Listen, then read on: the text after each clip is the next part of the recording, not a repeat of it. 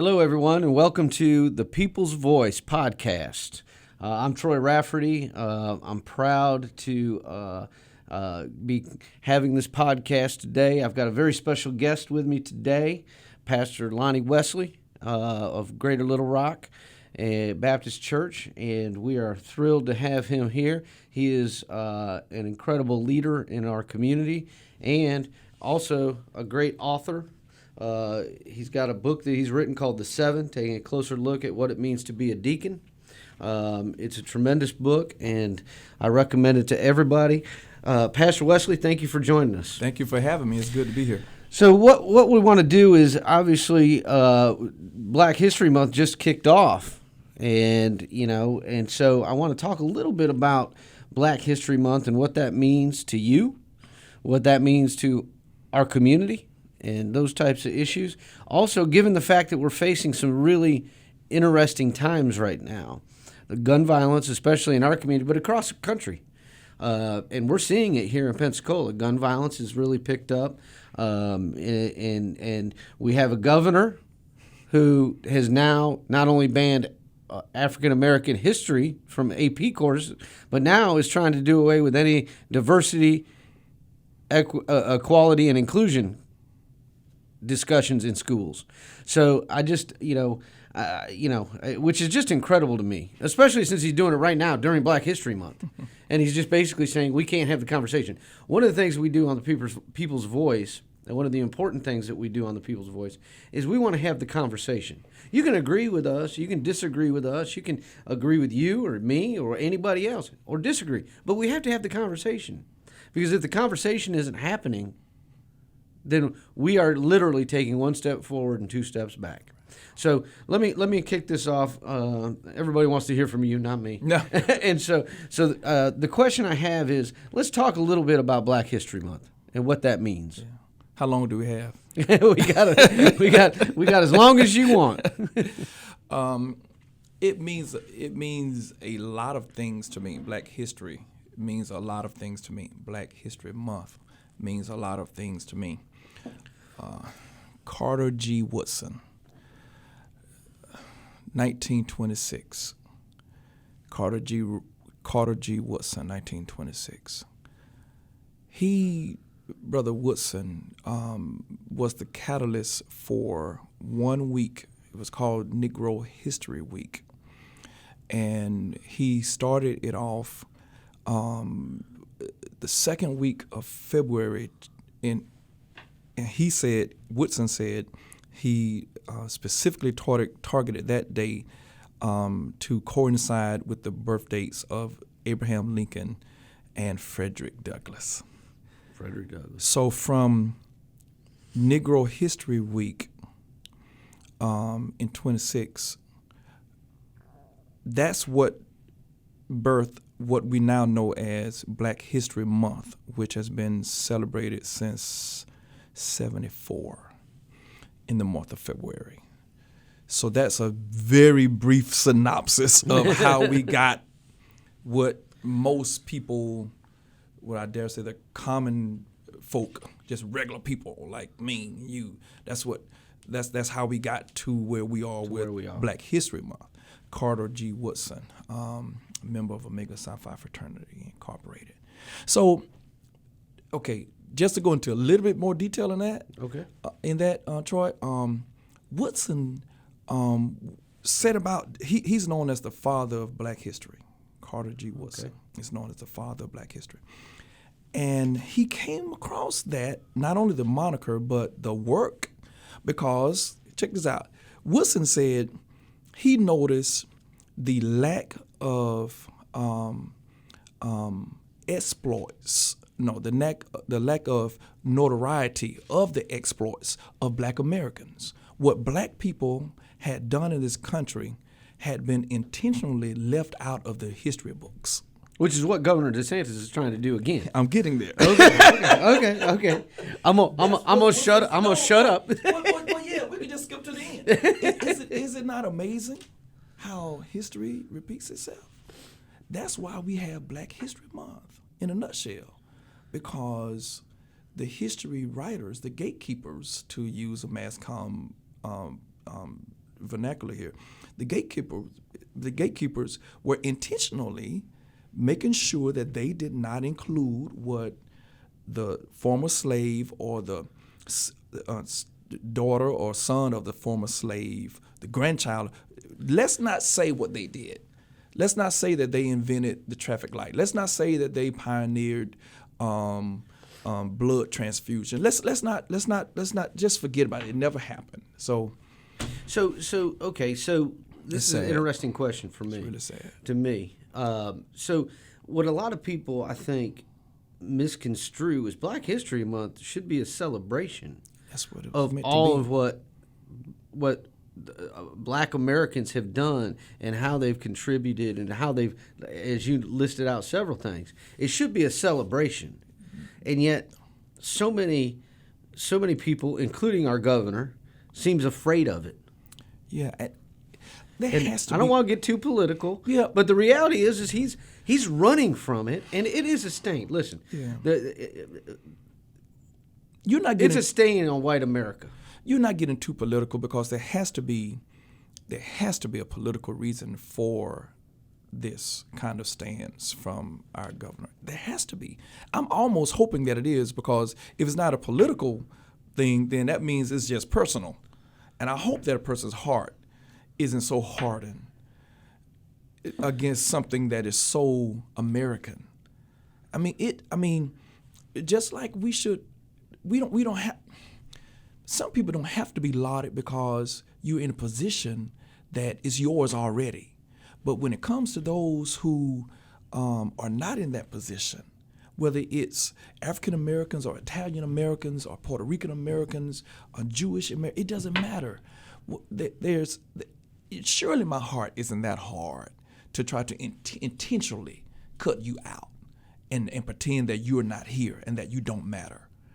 I can't imagine. I don't want to imagine a person's heart being like that, Troy. But it has to be political. I don't think. Well, and that's because you're pure of heart. I mean, and that's what people pure of heart think. But there are people out there, and there are people in power. One of the things I always say, we have to talk truth to power, and the people in power have to hear. And that's one of the things we try to do on the People's Voices.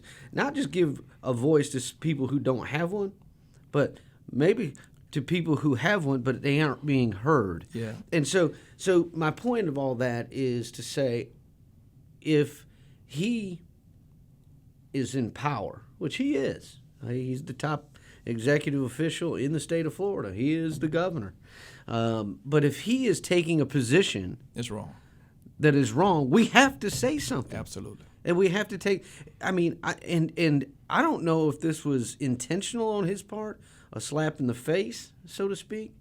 But it makes me wonder. If it's political, it has to be intentional. It makes me wonder why he is doing these things right at the beginning of Black History Month. Yeah. Why he is eliminating diversity discussions in our schools. Yeah. Why not? Yeah, we know this. That we know none of this is coincidental. We know that. As ugly as it is, and as we can hold out hope and hope against hope that is not personal. Whatever it is, it doesn't excuse it, personal or political. It's ugly. It's wrong. There's nothing right about it.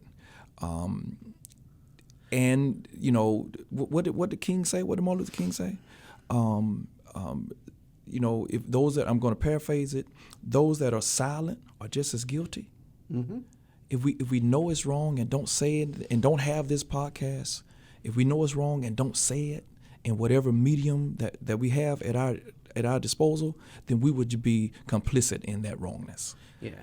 We have to. We it's have wrong, to have the brother. conversation. We have to And have it's the conversation. And let's just start from the premise. It's just wrong what he's doing. That's correct. I mean, let's just face it. That's correct. It's just wrong. And it literally is taking one step forward, two steps back.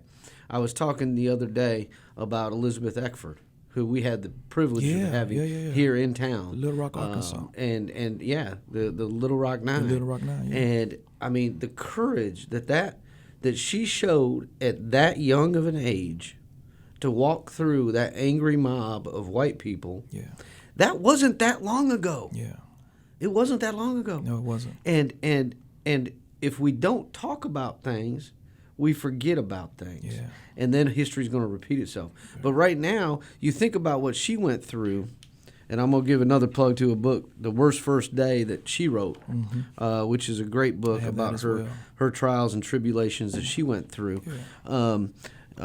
But the fact of the matter is, if we don't learn from that, it's going to repeat itself. Yeah. And I really do feel like, and I'd like your opinion on this, I really do feel like since the politics of fear have taken over in the country, starting with Trump, it's just true. I mean, he taught people it was okay to hate. Yeah.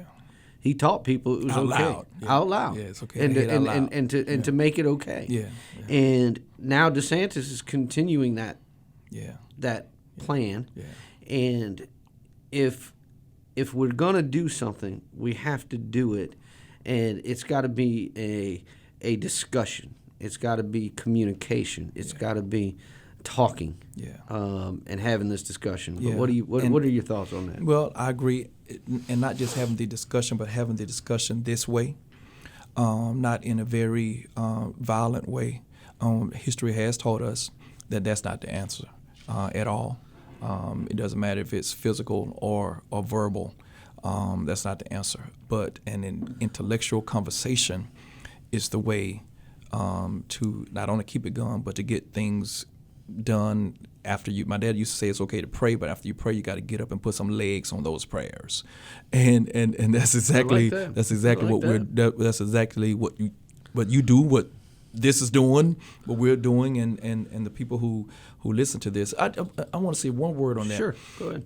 To ban certain things from being taught is literally going against what higher education is all about. Higher education is all about not only receiving a thought, but receiving contradictory thoughts of contradiction. Yeah, learn what's right, but you can also learn what's wrong. Am I learning if I'm only getting information that I agree with?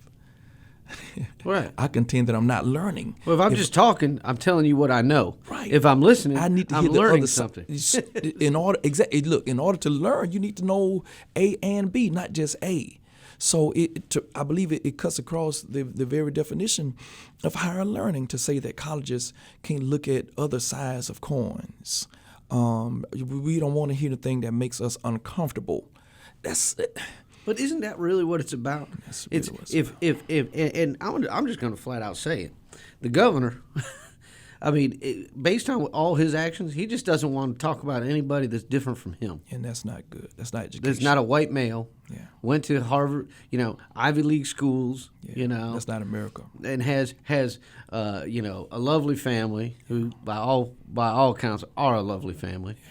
And wonderful wife and kids. Yeah. But the reality is he wants to ban anything that's not that makes him uncomfortable, which is evidently anybody that's not him. Yeah, and that's not America because all of us didn't come from that kind of background. There are some people who were born. I used to work in the league, you know that. Yeah. Mm-hmm. And one of the things I had to do in the league was to help with the drive chart. The drive chart is that chart that shows the teams how far they had to drive to score and how long it took them to get there. That's the drive chart. So some folks were born on the 25-yard line, on their own 25-yard line. They had to drive 75 yards to score.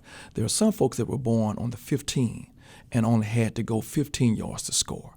So don't tell me, Mr. Governor, that everybody should be within the 15-yard line to score, because that's not America. That's not the truth of the matter. No. And it hurts the very fabric of our community. It's a slap in the face to say that we don't appreciate those who are born on the 25 having to go 75 yards, or those who are born on the 10 having to go 90 yards. My God, some people were born on the goal line and had to go 100 yards. Born on third base, they hit that triple. That's my point. To use, go from football to baseball analogy. Some people are born on third base and get the score when others were born literally at the plate and they had to scratch and claw their way to first base. So what do we do, Pastor?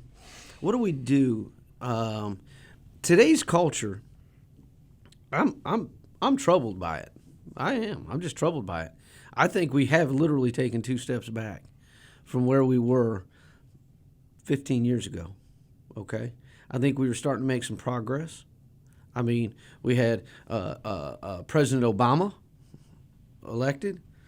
I fear that because of the culture that the politics of fear, as I call it, it's the politics of fear, that because of that, now we are sinking backwards into this abyss that we may never be able to climb out of. So I guess instead of talking about the problem, let's talk about the solution. What do we do?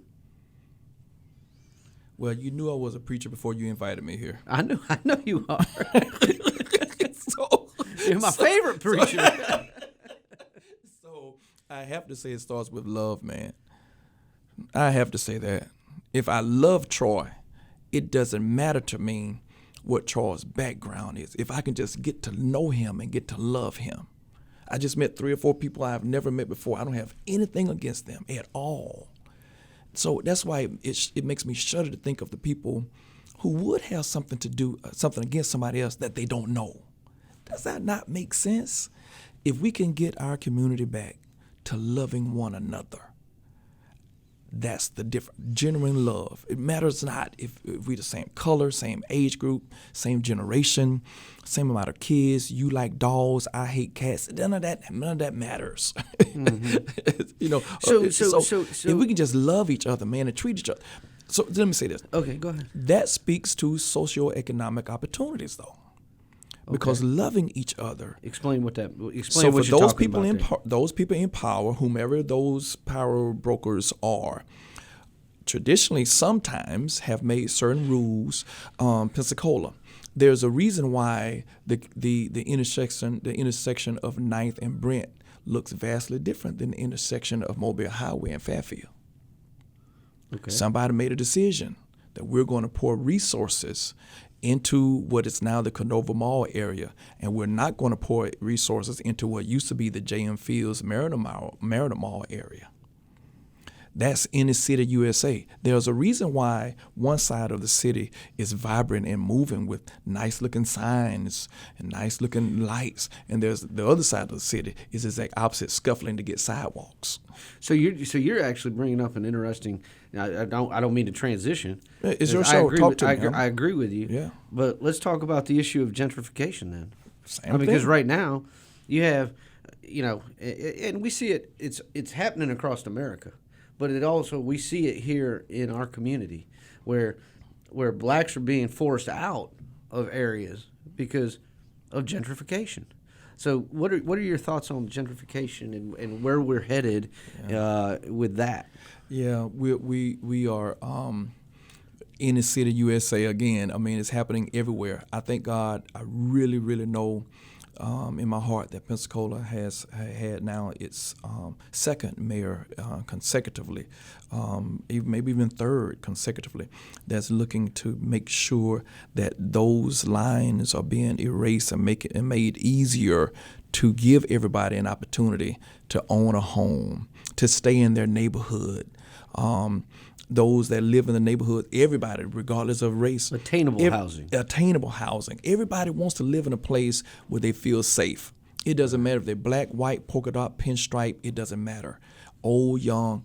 Nobody wants to live in a neighborhood that's drug infested or crime infested. Nobody chooses to live Nobody in that. chooses that. I'm going to move over there. Where do they shoot at? That's where I want to go. Who wakes up in the morning saying that? Nobody.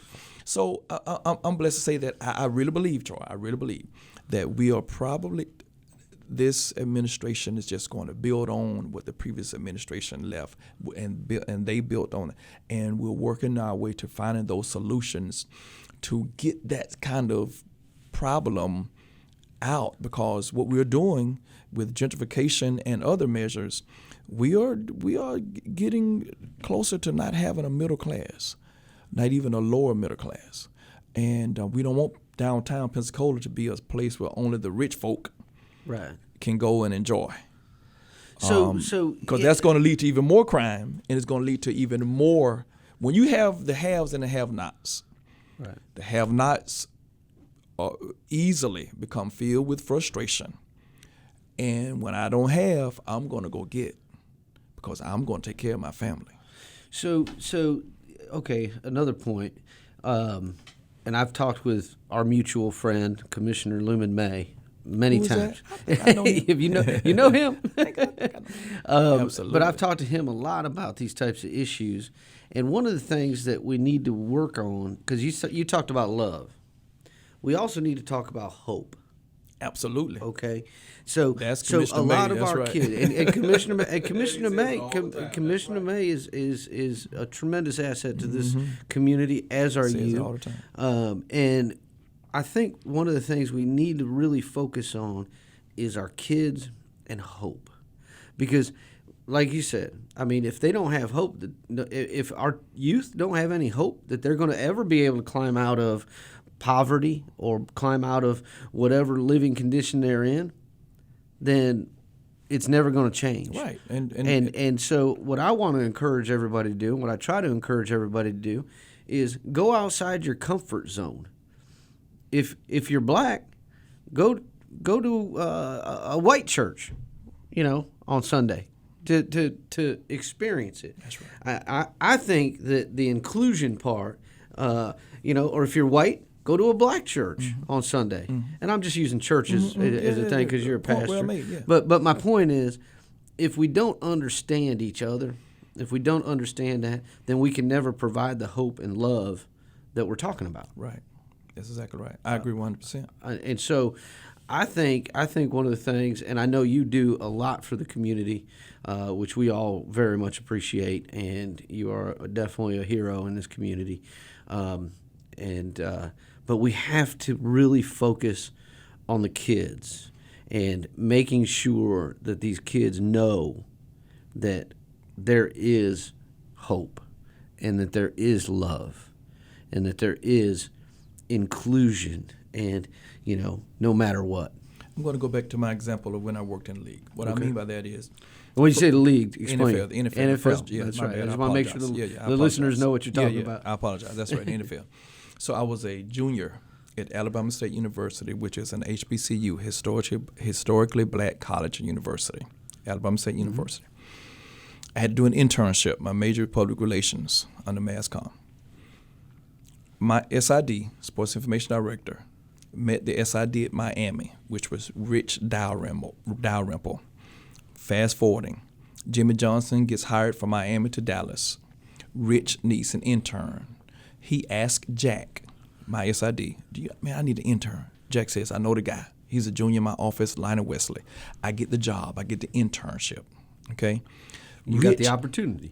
That's where I'm going. That's exactly right. Rich wanted a young man or a young lady from an HBCU because he wanted to give someone the opportunity that was not there historically. I was the only person of color in that office.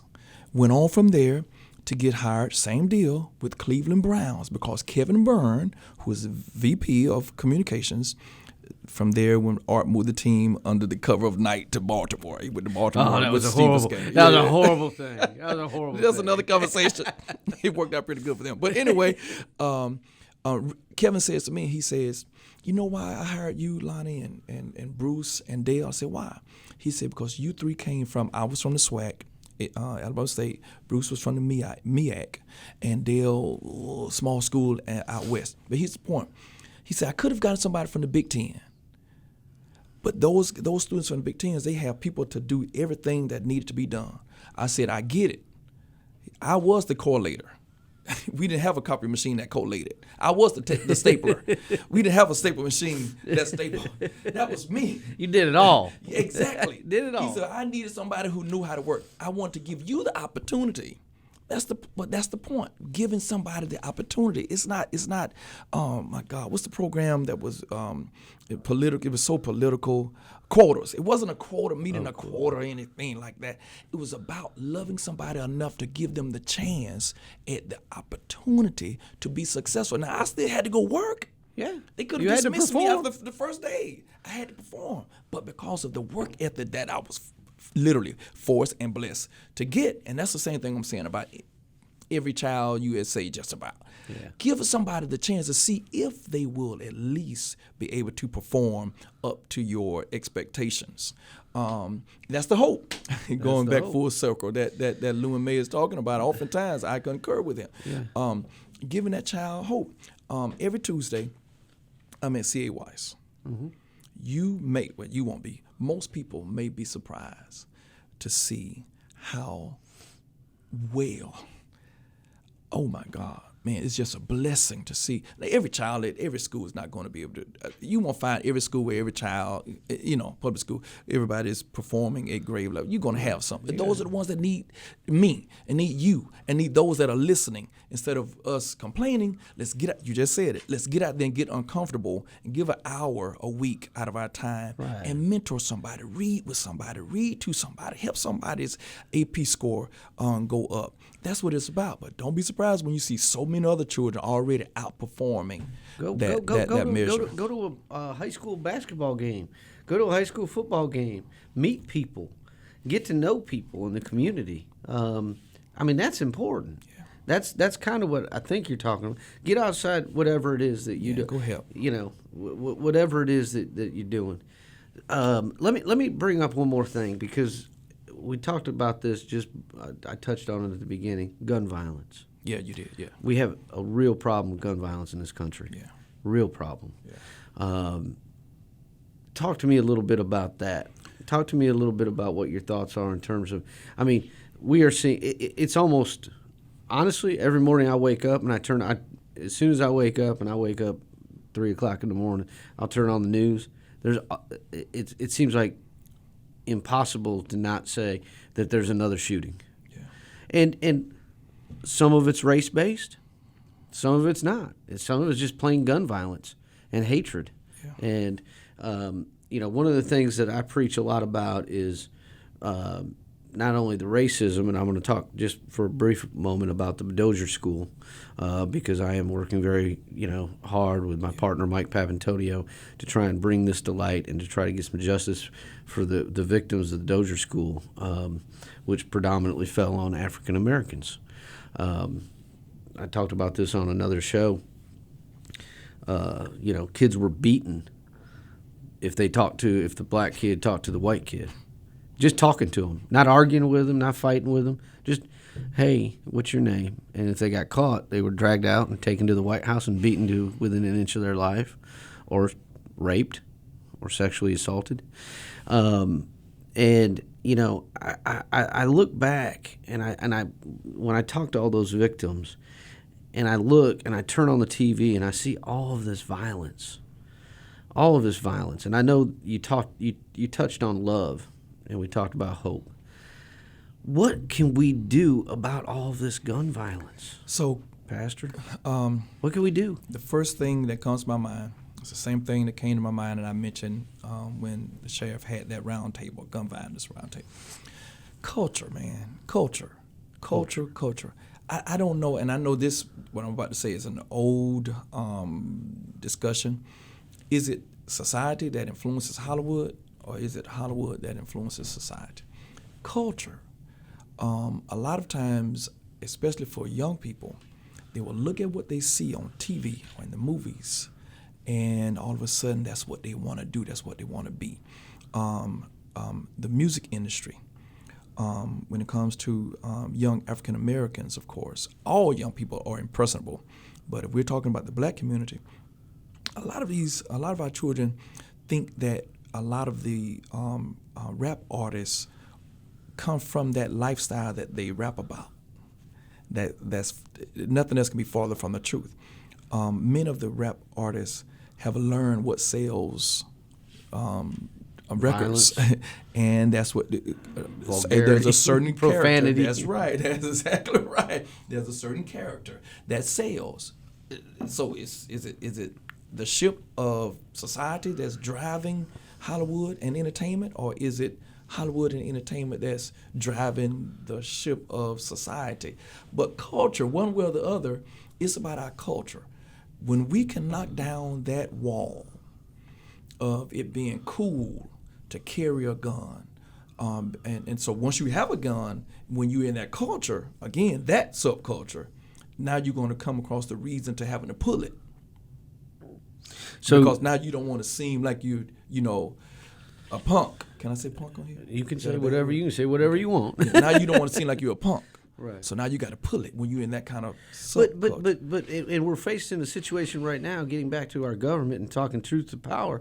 Now we got bills being filed in the legislature in Florida taking away any restrictions from the concealed carry. They can carry. You can carry a concealed weapon, whatever you want. I mean, is it legal yet? It's not. It's not passed yet. It's going to pass. You know it is. But you know it will. And so my point is that we once again. I know I'm sorry to keep repeating myself, but it seems like in every regard, right now we are taking one step forward, two steps back. Yeah, one thing that's not a good idea is for any and everybody to be able to own a gun. That's a fact. There are some people who don't have any business having, owning, carrying mental illness. Exactly, that's what I'm saying. There's some people that don't have any business. I mean, look me up, take my name through the system, and if some triggers come up to say that I haven't been proven to be trustworthy with the firearm, don't let me have one. Right. But if I have, then it's my right to be able to carry one. But see, I think that's one of the things that people get confused about. We do have a concept. I'm a Second Amendment proponent. You know I know you are too. I know you are. I'm a proponent of the Second Amendment. I think we do have the right to bear arms. Of course. But just like with every constitutional right we have, there can be reasonable restrictions put on it. I use this example all the time. I got a First Amendment right to say whatever I want, but guess what? I can't yell fire in a crowded theater. Right. Okay? I can't talk about hatred, race, hate speech. You know why you can't yell fire in a crowded theater? Because if you do, somebody's going to get trampled on and die. So, right. I think what people, and everybody always says, they've been saying this for, especially the NRA and everybody, whenever they're running in political offices, they're like, they're going to come get your guns. They're going to come Bill Clinton was going to come get your guns. Yeah. Barack Obama was going to come get your guns.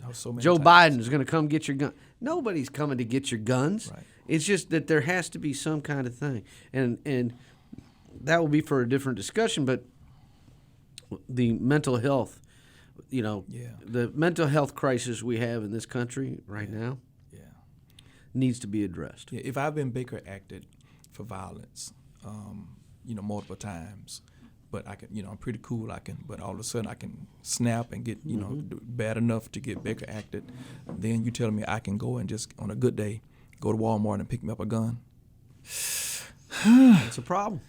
That's a problem. Well, listen, I've taken up enough of your time. I appreciate you being here. I do have one request.